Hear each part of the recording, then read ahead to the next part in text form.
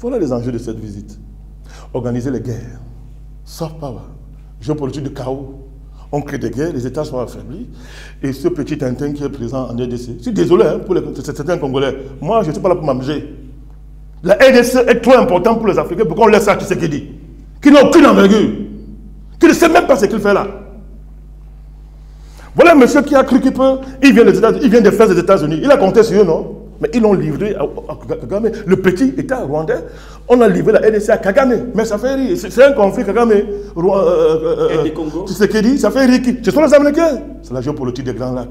On organise le chaos, on a affaibli le principal État des Grands Lacs, par un petit État dirigé par un génocidaire, on a affaibli la RDC, et les Américains viennent arbitrer. Par quoi? Les élections en 2023. C'est son discours, que la transparence électorale en 2023. Crédibilité et transparence. Que signifie élection dans une plantation qu'on appelle RDC? C'est-à-dire que les esclaves pouvaient s'amuser, s'asseoir et élire le chef des esclaves dans la plantation. Son rôle était de s'assurer que les esclaves travaillent bien. Et qu'il n'y a pas un esclave qui s'affranchit des règles de productivité esclavagiste dans la plantation.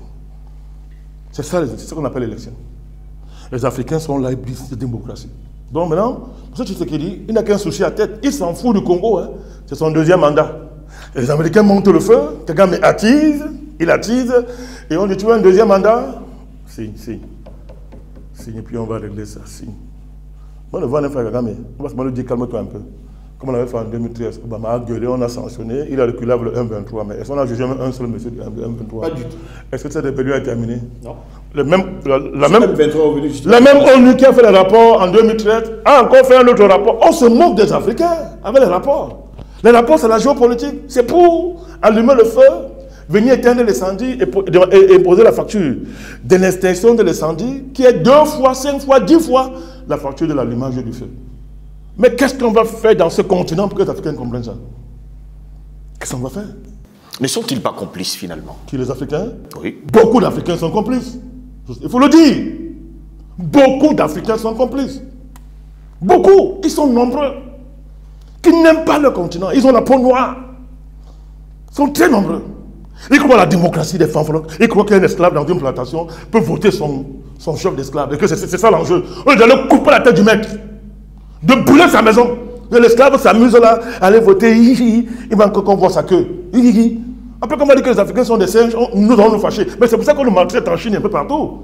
Pourquoi voulez-vous qu'on vous respecte quand vous vous comportez comme ça, au XXIe siècle, où tous les peuples sont conscients des enjeux, mon cher Jocelyn? Oui. Pourquoi voulez-vous qu'en Chine, partout on nous respecte quand nous on se comporte comme ça? On regarde votre président, c'est qui? On sait ce que vous valez. C'est-à-dire, où est-ce que le Rwanda peut parler fort à un mastodonte comme la RDC? Dites-moi comment c'est possible. Les Congolais ne comprennent pas que leur problème est ailleurs. Ils passent le temps à s'affronter. En tribu, en clan. Ils sont plus belges que Congolais. Maintenant, ils sont américains. Ils ne comprennent pas cette affaire. Qu'est-ce qui amène les Rwandais à croire qu'ils sont différents des Congolais? Si on veut regarder la grande géo-ethnie africaine, un Rwandais, ce n'est pas un Congolais. Totalement. Mais on a fabriqué une nouvelle race. Les géants aux yeux blonds africains.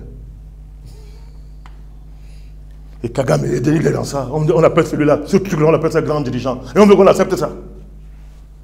Voilà ça.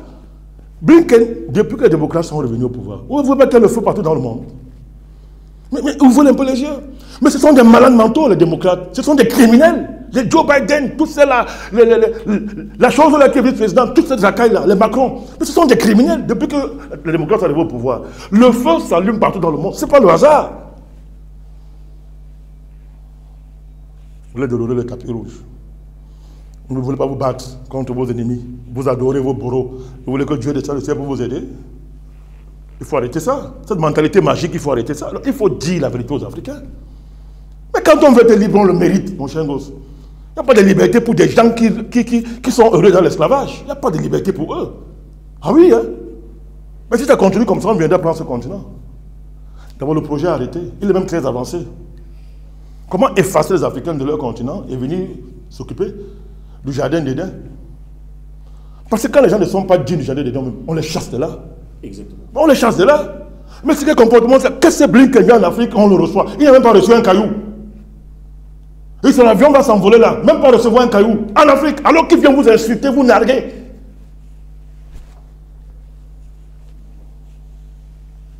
Mais nous, on ne se taira pas. On va pas se taire, président. Le panafricanisme ne se taise pas. On ne se tait pas. Avec l'épée de la parole, nous relâchons nos missiles.